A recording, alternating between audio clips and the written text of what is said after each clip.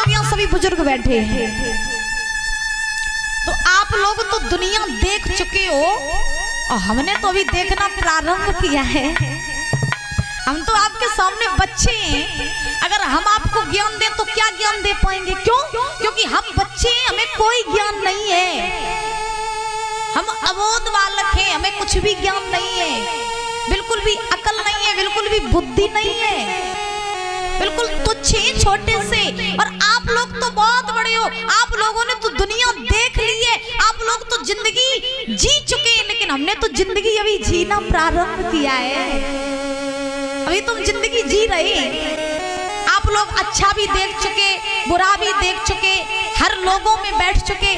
अगर हम अपनी बात करें तो हमने अभी क्या देखा? कुछ भी नहीं देखा, हमने तो देखना प्रारंभ किया है। तो ये बताओ, हम बड़े हुए कि आप लोग बड़े हुए? आप लोग बड़े हुए ना। इसीलिए जिंदगी को अगर जीना चाहते हो तो बुजुर्गों की संगत करना सीख जाओ। अब बुजुर्गों की अगर आपने संगत कर ली तो दुनिया में कभी तुम्हारी हार नहीं हो सकती। क्योंकि हम ये बात दावे के साथ कह सकते हैं, अपने अनुभव से कह सकते हैं कि बुजुर्गों के अंदर बहुत अकल होती है, बहुत। एक समय की आपको हम बात बताएं कि महाराज एक लड़के का विवाह हुआ, दादा। तो लड़के का जब विवाह हुआ तो बारात जाने ही वाली थी लड़के की। बड़े ध्यान से सुनना। तो जब लड़के की बारात जाने वाली थी तो बारात तैयार हुई, लड़का दूल्हा बन गया, गाड़ी में बैठने के लिए तैयार हुआ। तब तक लड़की के बाप ने, समझ रहे हो, लड़की के बाप ने लड़के से कहा कि सुनो दामाद जी, बारात लेकर के तो खूब आना, लेकिन मेरी एक शर्त है। तो लड़के ने कहा कौन सी शर्त है ससुर जी आपकी? तो लड़की के बाप ने कहा कि मेरी शर्त ये है कि तुम्हारी बारात में कोई भी बूढ़ा आदमी नहीं आना चाहिए, कोई भी बूढ़ा नहीं आना चाहिए। और सुनो, अगर बारात में एक भी बूढ़ा व्यक्ति आ गया तो हम बारात को वापस कर देंगे, बेटी की शादी नहीं करेंगे, याद रखना। लड़के ने ससुर जी की शर्त स्वीकार कर ली। अब लड़के ने बारात तैयार की, दूल्हा बना, गाड़ी में बैठ गया और बारात कैसी तैयार की? जितने भी नए नए लड़के, जितने भी नए नए, सब नए नए लड़कों को तैयार किया बारात में जाने के लिए। अब बेचारे लड़के को जो बाप रहे, सो लड़के को बाप कोना पकड़ के खड़ो कि शायद मेरा बच्चा मुझे भी बारात में ले जाए, क्योंकि सबको ही खुशी होती है कि हम अपने बच्चे की बारात में जाए। अब लड़के का बाप रो रहा है, बोले बेटा मुझे भी ले चल बारात में। लड़के ने कहा नहीं नहीं पिताजी, मैं आपको नहीं ले जाऊंगा। क्यों? क्योंकि अगर आप चले गए तो शादी नहीं होगी। एक बार शादी करके घर आ जाए, बहू घर में आ जाए, उसके बाद आप बेशक मेरे ससुराल में ही पड़े रहना, हमें कोई दिक्कत वाली बात नहीं, लेकिन आज मत जाओ। आज चले गए तो फिर व्यवस्था भंग हो जाएगी, आज मत जाओ। अब महाराज लड़के का बाप रहे, चलो कोई बात नहीं, नहीं ले जा रहा है तो जाओ, चले जाओ, ब्याह कर लिया। नहीं नहीं, सब बराती आए इकट्ठे भाई। होने के बाद लड़के का जो नाना रहे, नाना बहुत जिद्दी रहे। नाना जी ने लड़के की गाड़ी के सामने खड़े हो गए। नाना जी, लड़के ने कहा क्या कर रहे हो नाना जी, क्या कर रहे हो?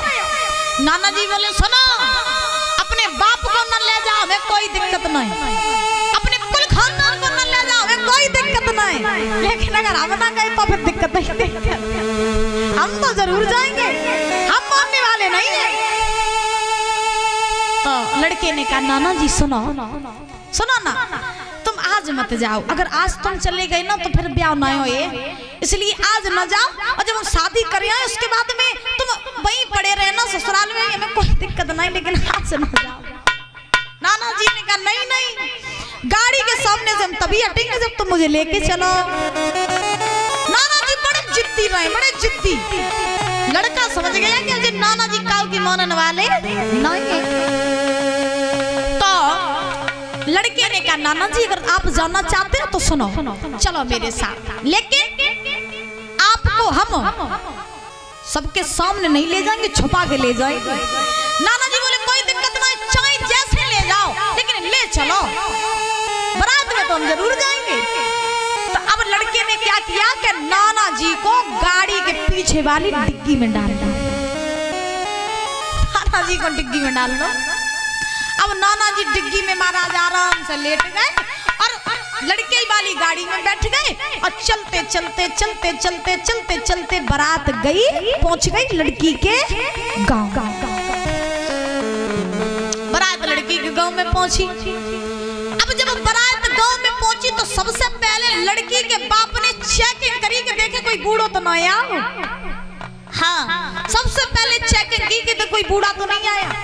अब देखा लड़की के बाप ने कि हाँ वास्तव में बारात में कोई भी बूढ़ा नहीं आया, सब नए ही नए। अब लड़की को बाप जो थोड़ी ना जाना तो कि नाना जी आए सो के डिग्गी में पड़ी।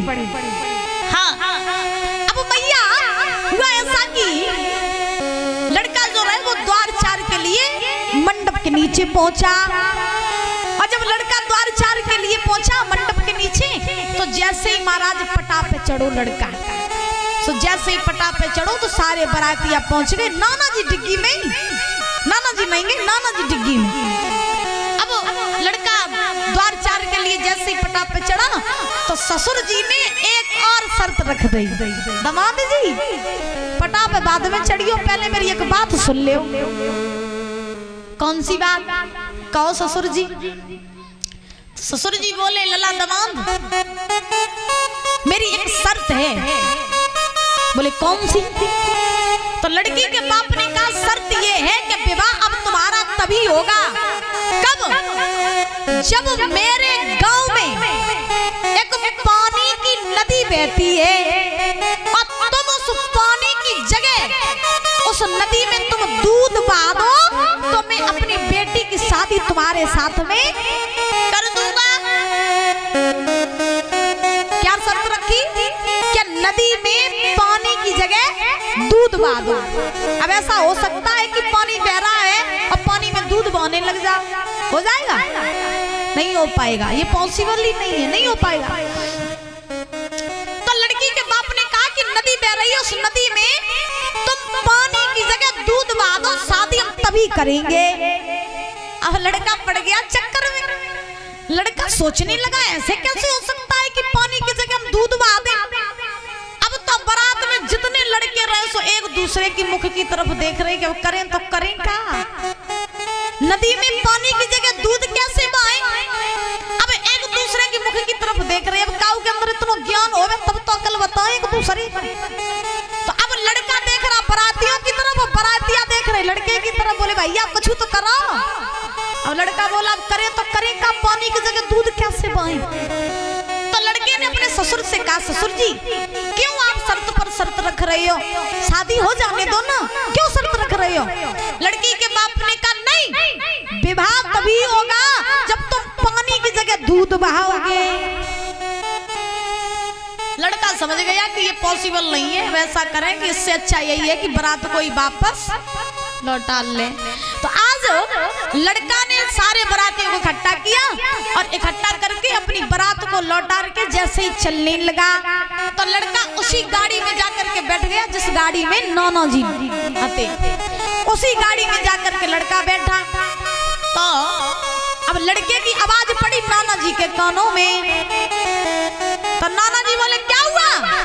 बड़ी जल्दी बारात करके आ गए, बड़ी जल्दी विवाह करके आ गए, हो गई शादी। अब लड़के ने नाना जी को डिग्गी से बाहर निकालो। जब लड़के ने नाना जी को डिग्गी से बाहर निकाला तो नाना जी ने जवाब दिया क्या बात है, उदास क्यों हो, क्या हुआ?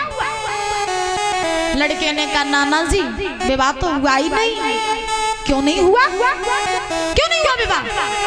लड़के ने कहा नाना जी लड़की के बाप की ये शर्त है कि विवाह तभी होगा जब गांव में जो पानी की नदी बह रही है उस नदी में पानी की जगह हम दूध बहा दें तभी विवाह होगा। विवाह तभी होगा जब हम पानी की जगह दूध बहा दें।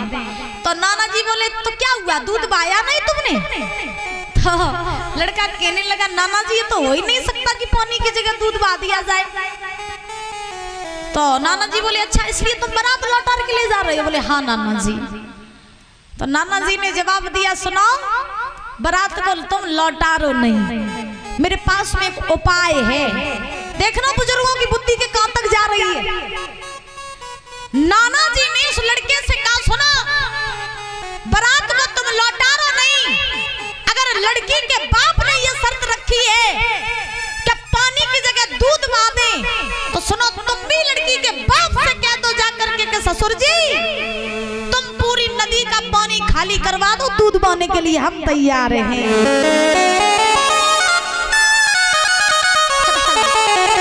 अब तो नाना जी की बात आ गई समझ में लड़के की। सो लड़का दौड़ के अपने ससुर जी के पास में गया। बोले ससुर जी बहुत उछल रहे हो तुम, बहुत उछल रहे हो। सुनो अगर तुम्हारी ये शर्त है कि हम पानी की जगह दूध बहा दें तो मेरी भी ये शर्त है कि तुम पूरी नदी का पानी खाली करवा दो, दूध हम बहा देंगे। लड़की का बाप पड़ गया चक्कर में। बोले इसके अंदर कहां से अकल आ गई? लड़की का बाप समझ गया इसका मतलब बारात में कोई ना कोई बूढ़ा जरूर आया है, कोई ना कोई बूढ़ा जरूर आया है। इसीलिए कहा जाता है ना कि किसी आयोजन में जब तक बड़े बुजुर्ग सम्मिलित नहीं होंगे तब तक आयोजन पूरा नहीं होगा। बोलिए गोविंद भगवान की। आइए ताली जा करके बोलेंगे